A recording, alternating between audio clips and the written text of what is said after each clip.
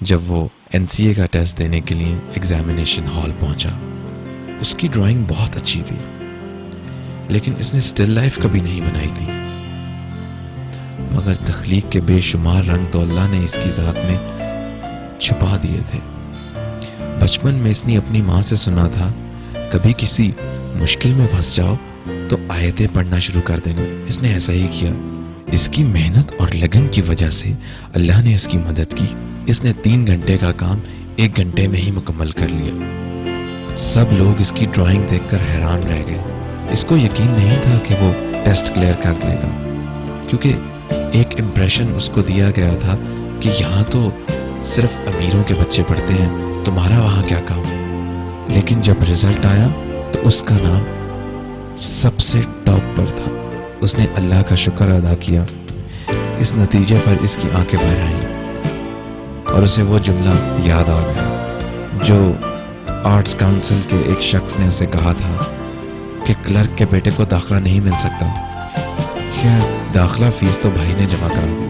NCA آنا ایک گاؤں سے اٹھ کے ایسے تھا جس طرح کوئی شخص مطلب ایک ایسی دنیا میں آ جائے جہاں کی نہ وہ زبان جانتا ہو، نہ جہاں کے کلچر سے واقف ہو۔ تو میرے لیے کلچرل شاک تھا ایک، تو وہ اتنا تکلیف دہ تھا میرے لیے کہ میرے لیے ایک تو شاک کلچر کا تھا، دوسرا اکانومی کا کہ ہر شخص گاڑی میں آ رہا ہے اور زبردست کپڑے پہن رہا ہے اور مٹیریل پہ بے تحاشا پیسے خرچ کر رہا ہے۔ ہمارے پاس شیٹ خریدنے کے پیسے نہیں ہوا کرتے تھے۔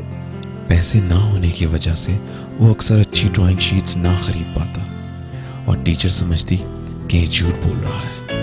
پھر اس نے لوگوں کی استعمال کی ہوئی ڈرائنگ شیٹس جمع کی اور ان پر ڈرائنگ کی۔ پھر ٹیچر نے تنزیہ طور پر پوچھا کہ اب شیٹس کہاں سے آئی، تو اس نے یوز شیٹ کی دوسری سائڈ ٹیچر کو دکھا دی۔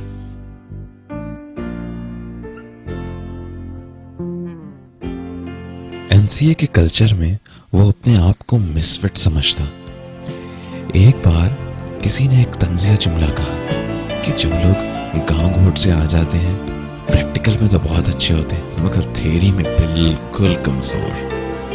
یہ بات اس کے دل کو ایسی لگی کہ اس نے اسی وقت ٹھان لیا کہ اب میں بتاؤں گا کہ ادھر ادھر کے لوگ بھی کچھ ہوتے ہیں۔ اس نے اپنی ویکنیسز کو اسٹرینگث میں کنورٹ کرنے کے لیے ایک طریقہ یہ اپنایا کہ کلاس میں اگر کچھ سمجھ نہیں آتا تھا تو وہ بولڈلی ہاتھ کھڑا کر دیتا تھا، حالانکہ باقی لوگ سمجھتے تھے کہ اس کو سب کچھ آتا ہے اور یہ مذاق کر رہا ہے۔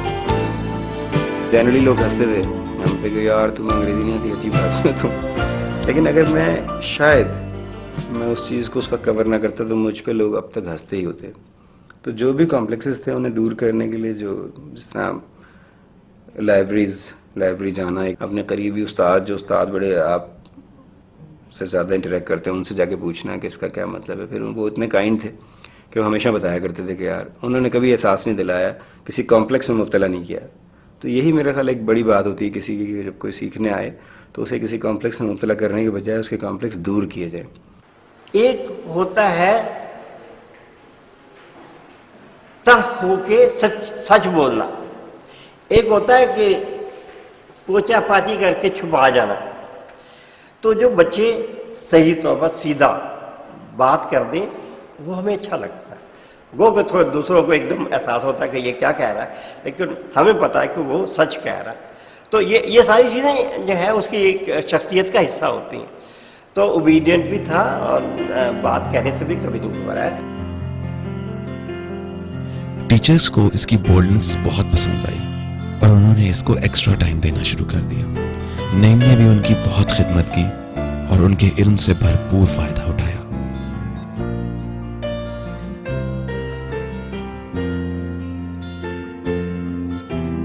سیکھنے والا آدمی ہمبل بات ہوتا ہے، جو کہ یہ تھا کہ بات کو سننا اور پھر اس پہ غور کرنا، یہی بات ہوتی ہے۔ استاد کے پاس کوئی جادو تو نہیں ہوتا ہے کہ وہ اس کو گھول کے پلا دے، یہ ایک اسٹوڈنٹ کی اپنی ابزارپشن ہوتی ہے کہ وہ کتنا ابزارو کر سکتا ہے، اور یہ ابزارپشن اس میں موجود تھی۔ سر آصف کے پاس جب آئے تو ہم وہاں چپ چاپ بیٹھے رہا کرتے تھے۔ ان کے دوست کہتے بھی تھے یار یہ لڑکا بولتا نہیں ہے، چپ رہتا ہے۔ تو میں نے کہا کرتا تھا نہیں ابھی میں سننا سیکھ رہا ہوں، کہ ان کی باتیں سننے کا جو عمل تھا میرے لیے وہ اصل میں سیکھنے کا عمل تھا۔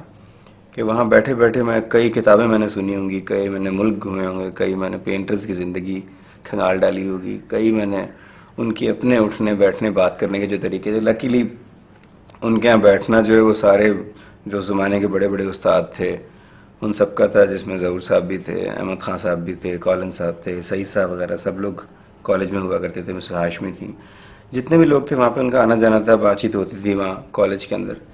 تو اس کمرے کی خاص بات یہ تھی کہ وہ ایک بڑا روایتی سا ماحول تھا کمرے کا، کہ جہاں پہ بہت سارے استاد بیٹھ کے بات کر رہے ہیں اور کچھ اسٹوڈنٹ جن کا بڑا شوق ہوتا تھا وہ چائے بنا رہے ہیں. یا چائے بنانا اصل میں مقصد نہیں تھا، مقصد یہ تھا کہ کسی طرح یہاں رہنا ہے. تو I was also one of those. بڑے کم لوگ، مطلب میری کلاس میں اس طرح میں ایک ہی لڑکا تھا، تو لوگ مجھے کہتے تھے کیا تم کمرے میں گھسے رہتے ہو ہر وقت. تو مجھے وہ لگتا تھا کہ شاید میں لائبریری تو ہر وقت کھلی ہوئی ہے، لیکن یہ جو لائبریری لوگوں کی میرے پاس ہے، اگر اس سے میں نے کوئی استفادہ حاصل نہ کیا تو کیا فائدہ. اس نے دن رات محنت کی. جب رزلٹ آیا تو نعیم کے کلاس میں ہائیسٹ مارکس تھے. یوں جو دور دراز گاؤں سے آیا تھا، اپنی محنت اور لگن سے NCA میں اپنی قابلیت کا لوہا منواتا رہا.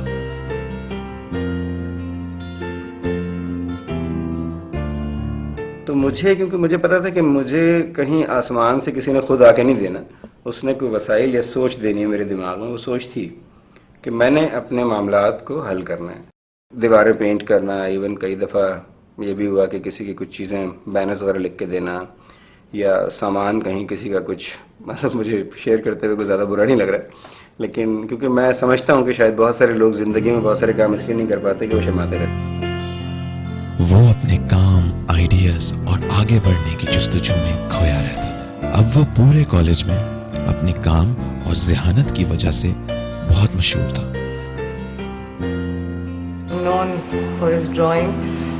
So I remember کہ ہم لوگ ان کو جاتے تھے ان کی کلاس میں ان کی ڈرائنگ دیکھنے. And I guess he was a gifted person who already knew the proportions of a human figure, and he was already so skilled that we were all intrigued and all inspired by him, and we all thought that ہم بھی کر سکتے ہیں اگر نعیم کر سکتے ہیں.